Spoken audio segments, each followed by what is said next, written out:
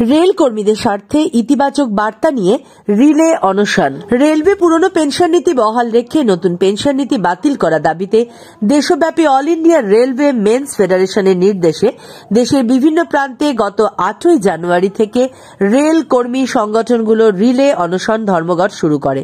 11ই জানুয়ারি পর্যন্ত সেই রিলে অনশন ধর্মঘট চলে। অল ইন্ডিয়া রেলওয়ে মেন্স ফেডারেশনের নির্দেশে এনএফ রেলওয়ের মজদুর ইউনিয়ন এনজিপি এডিআরএম অফিসের সামনে এই রিলে অনশন সামিল হয়। সেখানে কিষানগঞ্জ আলুয়াবাড়ি থেকেও সংগঠন কর্মীরা অংশ নেন। এই অনশন ধর্মঘটের শেষ দিনে বৃহস্পতিবার 11ই জানুয়ারি এনজিপি এডিআরএম অফিসের সামনে এনএফ রেলওয়ের মজদুর ইউনিয়নের শিলিগুড়ি জংশন শাখাও সামিল হয়। তাতে নেতৃত্ব দেন সংগঠনের কেন্দ্রীয় সহসভাপতি প্রশান্ত কুমার ধর, উপদেষ্টা স্বপন চক্রবর্তী, সম্পাদক জিতেন্দ্র প্রসাদ দুবে। তাছাড়া যুগ্ম সম্পাদক তনুজ কুমার দে এবং প্রণবেশ রক্ষিত সহ অন্যরা সামিল হয়েছিলেন।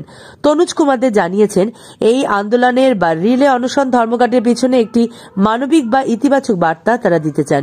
সেটি হল অনশনের মাধ্যমে তারা বুঝিয়ে দেন যে পুরনো পেনশন নীতি বহাল রাখতে হবে। নতুন পেনশন নীতি চালু হলে অনেক রেল কর্মী বা অবসরপ্রাপ্ত কর্মীর ক্ষতির সম্মুখীন হবেন।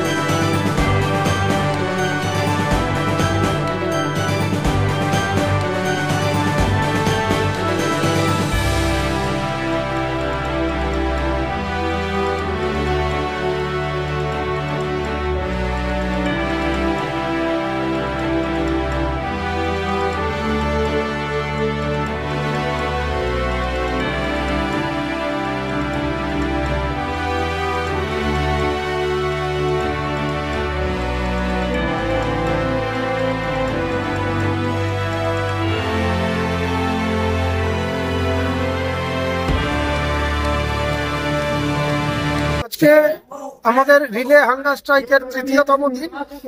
আমাদের অল ইন্ডিয়া রেলওয়ে ফেডারেশনের ডাকে সারা দেশব্যাপী 8 থেকে 11 তারিখ অবধি রিলে হাঙ্গার স্ট্রাইক চলছে।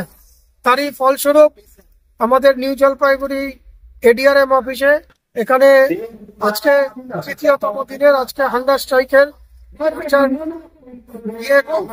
চলছে। এখনো আমাদের এই সকাল 9টা থেকে শুরু হয়, বিকেল 5টা অবধি এই অনশন ধর্মঘট আমাদের চলতে থাকে।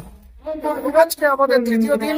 আজকে কিষানগঞ্জের সাথীরা আমাদের সাথে এসে জয়েন করেছে। গতকালকে আলুয়াবাড়ি থেকে এসেছিল।